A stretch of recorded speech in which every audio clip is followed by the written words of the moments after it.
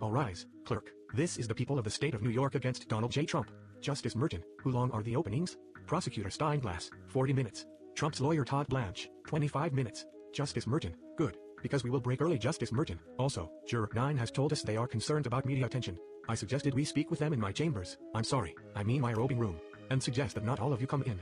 At the defense table, Trump is sitting alone. Blanche, Emile Bode and Susan Necheles have gone into Justice Merton's robing room, with prosecutors and Juror 9. They're back. Justice Merton. Juror 9 is going to remain with us. On the Access Hollywood transcript, I have reviewed it and see no reason it should not be admitted into evidence. On the Sandoval hearing, I will read my ruling.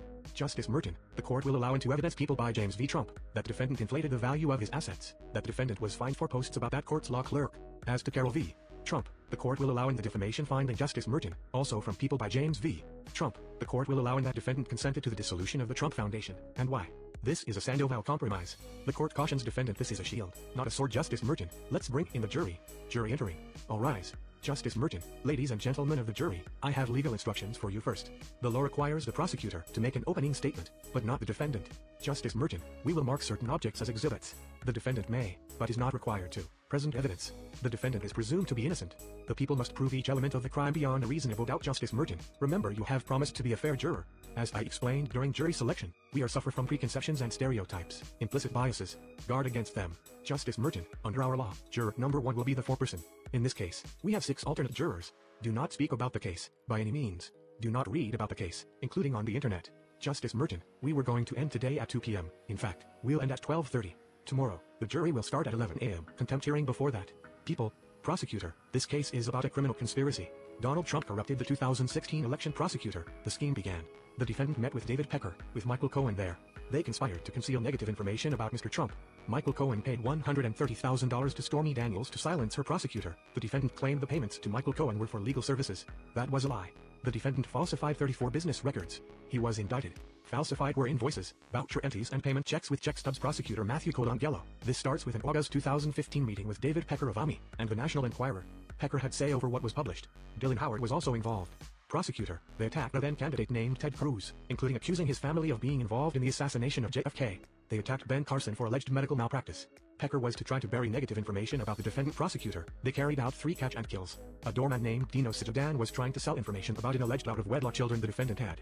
It was arranged to pay Sijadan $30,000. Prosecutor. Cohen's testimony is backed up with other witnesses, David Pecker and Keith Davidson. We have records and will show them to you, sometimes at length. This is about a criminal conspiracy and a cover-up. We are confident you will have no reasonable doubt. Prosecutor. Ignore the irrelevant sideshows that come up in this trial. My colleague Joshua Steinglass will explain. Donald Trump is guilty. Justice Merton. Thank you. Trump's lawyer Blanche. Donald Trump is innocent. President Trump did not commit any crimes. Trump's lawyer Blanche. You've seen President Trump for years. He's larger than life. But he's here doing what any of us would do, defending himself. We call him President Trump. He earned to. He was president. He's running for it right now. He's the nominee. Trump's lawyer Blanche. The evidence in the trial is from years ago, pre-COVID. Witnesses will talk about 2015. The story you just heard is not true. At the end of this trial there will be plenty of reasonable doubt. You will learn President Trump is successful. Trump's lawyer Blanche. After President Trump took office, Cohen became his personal attorney, and he billed $35,000 a month. The invoice was processed and was paid. 9 of the checks made their way down to the White House. He's the only signatory on his account. Trump's lawyer Blanche. You will hear that Miss Daniels did in fact sign a non-disclosure agreement. But President Trump did not pay Michael Cohen $130,000. He paid him $420,000. Would a frugal businessman do that? It was not a payback. Trump's lawyer Blanche. Cohen did legal work for President Trump and the First Lady. A ledger is just like a checkbook. You will hear it was done by Deb Tarasoff. She is not going to say she had any conversation with President Trump about this. Trump's lawyer Blanche. Some of you heard this last week during jury selection. This idea of accomplice liability. That they can get around the complete lack of knowledge and intent. It was Michael Cohen.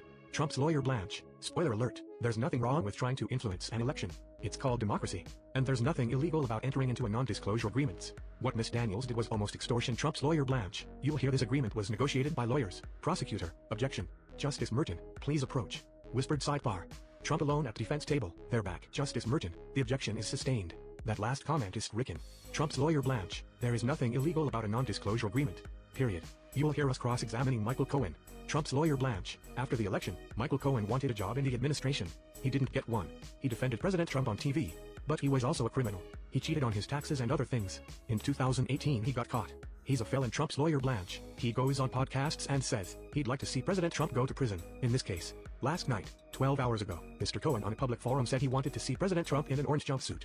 Trump's lawyer Blanche Cohen walked into a courtroom very near here, and he lied. Prosecutor, objection. Justice Merton, sustained. Please approach. Whispered sidebar, they're back. Justice Merton, the objection is sustained.